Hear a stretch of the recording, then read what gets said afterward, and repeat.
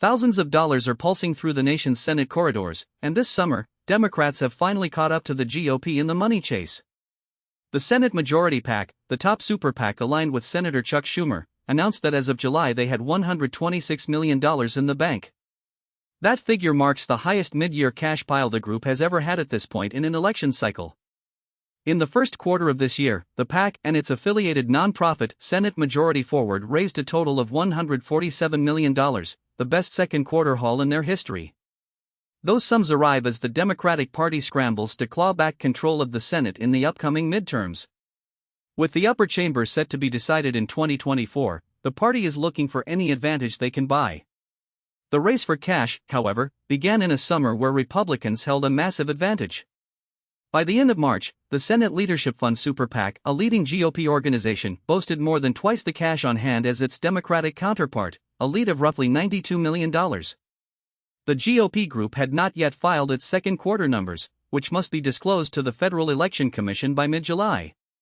But Democrats are not just fighting a monetary gap. They also face a political uphill battle, gaining 4 seats to take a Senate majority, a daunting climb but one that has become more attainable thanks to President Trump's declining popularity and economic concerns that could sway voters.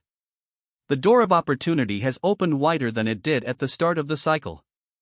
Senate races aren't just about state lines, they're about scale, said J.B. Porsche, president of the Senate Majority PAC. States like Georgia, North Carolina, Ohio are expensive targets, but they're also vital. Add to that the internal crisis in Maine, where the Democratic nominee, Graham Plattner, has abandoned his campaign amid a rape allegation he denies. The sudden vacancy forces the party to scramble and still wants a strong supporter to counter Republican Senator Susan Collins. The PAC has pledged to step in and back the eventual replacement, but with television ads from GOP teams already firing into the air, the race is set to become more expensive as November draws.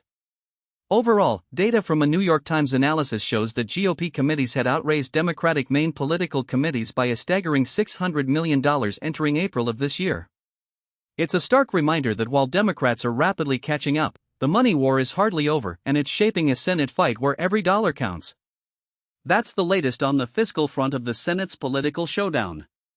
Stay tuned for more updates on campaign finance and election strategy as the 2024 race heats up. Thanks for listening, and see you next time.